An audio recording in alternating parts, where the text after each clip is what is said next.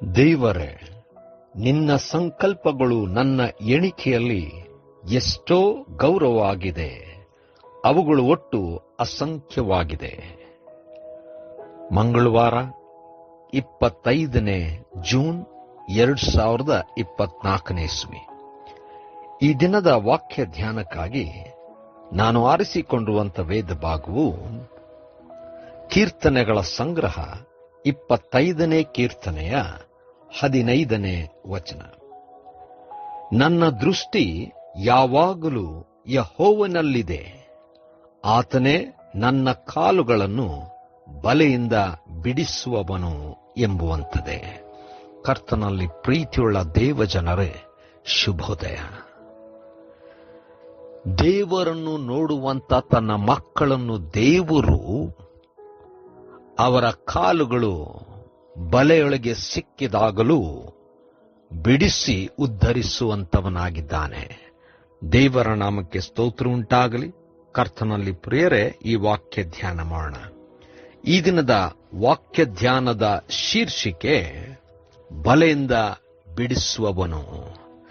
ಕರ್ತನಲ್ಲಿ ಪ್ರಿಯರೇ, ಕೀರ್ತನೆಗಾರನು ಬಹಳ ಸ್ಪಷ್ಟವಾಗಿ ಈ ಒಂದು ಕೀರ್ತನೆಯಲ್ಲಿ ದೇವರಲ್ಲಿ ತನ್ನಲ್ಲಿರತಕ್ಕಂಥ ಬಲಹೀನತೆಯನ್ನು ಅರಿಕೆ ಮಾಡುತ್ತಾ, ದೇವರೇ ತನ್ನ ಭಕ್ತನನ್ನು ಬಲಹೀನವಾದಂಥ ಪರಿಸ್ಥಿತಿಯಿಂದ ಬಿಡುಗಡೆ ಮಾಡಬೇಕೆಂಬುದಾಗಿಯೂ, ತನ್ನ ಚಿತ್ತದ ಮೇರೆಗೆ ದೇವರೇ ತನ್ನನ್ನು ನಡೆಸಬೇಕೆಂಬುದಾಗಿ, ಮಾರ್ಗಗಳನ್ನು ತೋರಿಸಬೇಕೆಂಬುದಾಗಿ ದೇವರಲ್ಲಿ ಬೇಡಿಕೊಳ್ಳುವಂತವನಾಗಿದ್ದಾನೆ.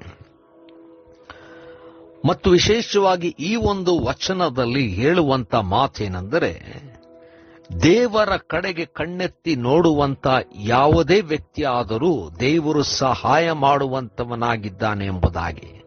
ವಿಶೇಷವಾಗಿ ದೇವರ ಕಡೆಗೆ ನೋಡುತ್ತಿರುವಾಗ ತನಗಾದಂಥ ಪರಿಸ್ಥಿತಿಯನ್ನು ವರ್ಣಿಸುತ್ತಾ, ತಾನು ತನಗೋಸ್ಕರವಾಗಿ ವೈರಿಗಳು ಹಾಕಿದಂಥ ಬಲೆಗೆ ಬಿದ್ದಿರುವಾಗ, ಕಾಲು ಬಲೆಯೊಳಗೆ ಸಿಕ್ಕಿಕೊಳ್ಳುವಾಗ ಅದರಿಂದ ಬಿಡಿಸತಕ್ಕವನು, ಬಿಡಿಸ ಶಕ್ತನು ದೇವರೇ ಎಂಬುದಾಗಿ ದೇವರನ್ನಾತುಕೊಂಡು ದೇವರಲ್ಲಿ ಬಿಡುಗಡೆಯನ್ನು ಕೋರುವಂತವನಾಗಿದ್ದಾನೆ. ಕರ್ತನಲ್ಲಿ ಪ್ರಿಯರೇ, ದೇವರು ಅದ್ಭುತಕರವಾಗಿ ತನ್ನ ಮಕ್ಕಳನ್ನು ನಡೆಸುವಂತವನಾಗಿದ್ದಾನೆ.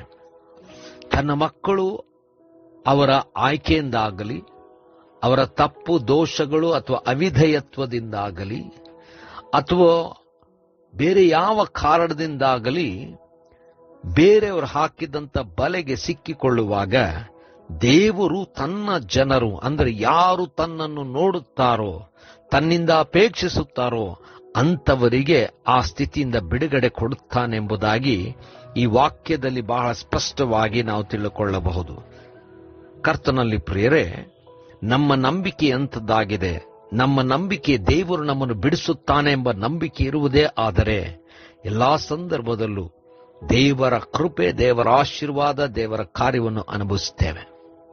ಕರ್ತನೇ ದಯಾಮಯ ಸ್ವಾಮಿ, ನಿನ್ನ ಮಗನನ್ನು ನಿನ್ನ ಕಾರ್ಯಕ್ಕೋಸ್ಕರವಾಗಿ ನೇಮಿಸಿ ನೀನು ಅದರಿಂದ ಮಹಿಮೆ ಹೊಂದು. ನಿನ್ನ ಚಿತ್ತಕ್ಕೆಲ್ಲವನ್ನು ಒಪ್ಪಿಸಿಕೊಡುತ್ತ ಪ್ರಾರ್ಥನೆ ಯೇಸುವಿನ ನಾಮದಲ್ಲಿ ಬೇಡಿ ಹೊಂದಿದ್ದೇವಪ್ಪ ನಮ್ಮ ತಂದೆಯೇ, ಆಮೆನ್.